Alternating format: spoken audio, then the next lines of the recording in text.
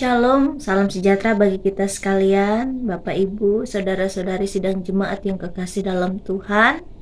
Saat ini kita berjumpa kembali dalam perenungan firman Tuhan pada tanggal 25 April tahun 2025 bagi kita sekalian berdasarkan Almanak Nas Gereja Kalimantan Evangelis. Untuk kita sekalian diambil dari kitab 1 Samuel pasal 17 ayat yang ke-26 hingga ayat yang ke-39. Di bawah judul perikop, Daud tiba di medan pertempuran.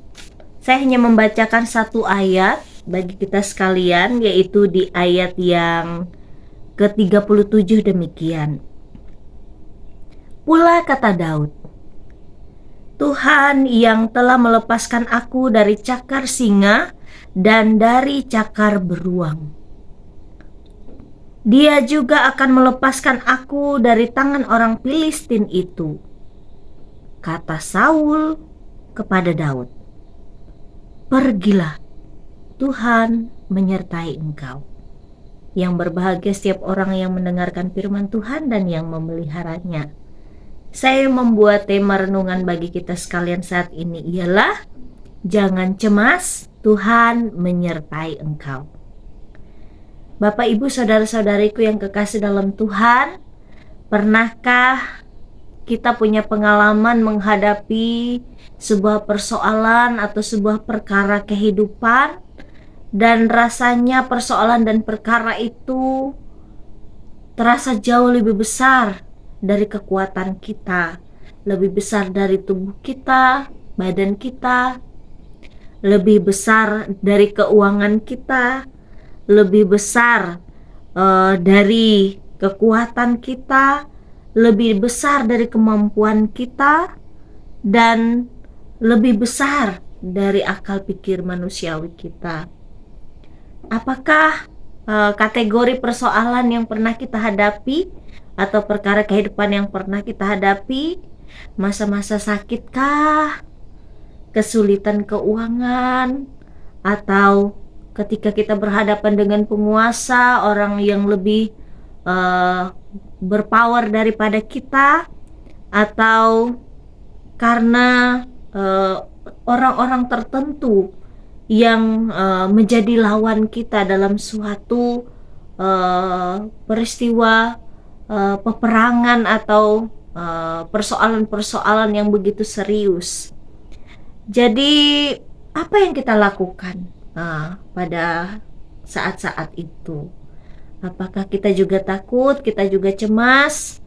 Terus pertanyaannya, kok bisa kita melalui semuanya? Kok bisa sampai pada hari ini kita kuat, kita berani, kita dimampukan? Pernahkah kita merasa bingung kenapa bisa kita melalui semuanya? Nah, Bapak, Ibu, saudara-saudaraku yang kekasih dalam Tuhan kita Yesus Kristus, hari ini kita akan gumuli kebenaran firman Tuhan. Kalau kita melihat lawan Daud kali ini bukanlah orang yang sembarangan. Goliat, ya, orang-orang anak-anak sekolah hari Minggu pasti sangat familiar dengan cerita ini, bahkan ada lagunya tentang Daud melawan Goliat. Tinggi Goliat itu disampaikan dalam Alkitab sekitar 6 hasta sejengkal, atau diperhitungkan sekitar 3,2 meter, atau diperkirakan 9 kaki 6 inci. Perhitungkan demikian. Dengan ketopong tembaga di kepala, artinya anti senjata tajam atau peluru atau sesuatu yang bersifat berbahaya. Kemudian baju jirahnya sebesar atau seberat 5.000 shikal tembaga, atau diperkirakan sekitar 57 kg. Penutup tembaga, penutup kaki tembaga, ya, dan kemudian ia memanggul lembing tembaga, dan mata tombaknya sebesar 60 shikal atau setara dengan 7 kilogram. Jadi di depannya ada seorang pembawa perisai, dan kalau melihat ini bagaimana bangsa Israel atau bahkan Saul tidak ketar-ketir menghadapi Goliat. Nah, bagaimana mereka tidak ciut nyali? Itu dijelaskan pada ayat yang ke-11. Mereka, Daud, dan tentara Israel ketakutan dan cemas menghadapi Goliat. Dan Daud datang awalnya bukan untuk ikut menjadi bagian dalam peperangan. Daud hanya datang sebagai seseorang yang diutus oleh ayahnya untuk mengantarkan makanan untuk abang-abangnya yang juga ikut perang, yaitu Eliab, Abinadab, dan Syama. Itu abang-abang Daud, anaknya Isai. Daud bertugas menjaga domba di padang, dan itu ditugaskan ayahnya Isai karena ia dianggap masih muda, masih kecil, belum bisa apa-apa, berbuat banyak, apalagi ikut perang. Karena itu abang-abangnya marah dan dia dianggap sok ikut campur dengan urusan orang dewasa. Tapi Bapak Ibu saudara-saudaraku yang kekasih dalam Tuhan, Daud sangat serius dengan kekesalannya terhadap Goliat karena mencemooh orang Israel, dan Tuhan ada di balik barisan perang orang Israel karena Israel adalah umat Tuhan. Oleh sebab itu Daud mengajukan diri di hadapan Saul untuk berperang atau berhadapan dengan Goliat, melawan Goliat. Daud sebenarnya bukan sembarang berani begitu. Dia dibekali dengan pengalaman sebagai gembala di padang dan bagaimana ia menghadapi binatang-binatang buas. Pertama, Daud pegang iman kepada Tuhan. Dan kedua, Daud memiliki trik atau strategi untuk mengalahkan lawan. Itu sehingga pada ayat yang ke-37 itu Daud mengatakan bahwa selama ini ia ditopang, ditolong oleh Tuhan. Karena Tuhan semuanya bisa ia hadapi. Sehingga kemudian Saul berkata, "Pergilah, Tuhan menyertai engkau."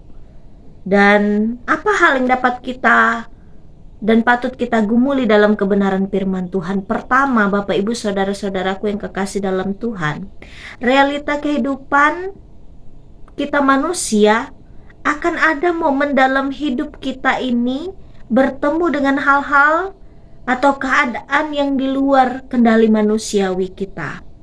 Dan kedua, reaksi takut, cemas, tawar hati itu sangat manusiawi. Itu terjadi pada orang-orang di masa lampau, juga terjadi pada kehidupan kita di masa kini. Tapi sebenarnya juga kita melihat bahwa ketakutan, cemas, tawar hati yang berlebihan itu tidak menolong kita keluar dari permasalahan dan persoalan kehidupan kita. Lalu apa yang kita harus lakukan? Mari kita belajar dari apa yang Daud lakukan. Pertama, jangan fokus pada rasa takut, tapi persiapkan senjata, strategi, dan prioritaskan iman yang teguh dalam segala perkara kehidupan.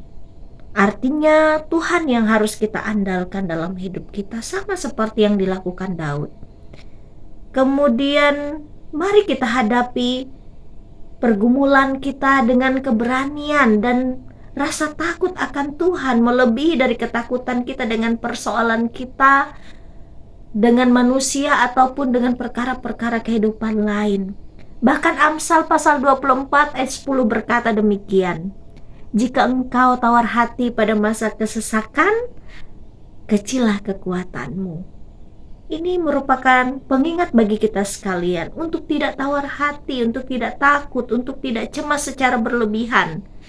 Mungkin masa kini bukan realita peperangan seperti halnya Daud dan Goliat yang kita hadapi, Bapak Ibu saudara-saudaraku, melainkan peperangan dengan berbagai macam problematika kehidupan.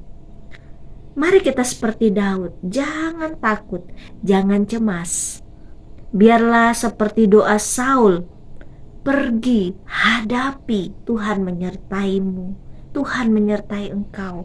Andalkan Tuhan senantiasa. Tuhan menolong kita sekalian melakukan firman-Nya. Kita berdoa. Tuhan, terima kasih untuk firman-Mu. Kami tahu Tuhan bahwa tidak selalu kami baik-baik saja.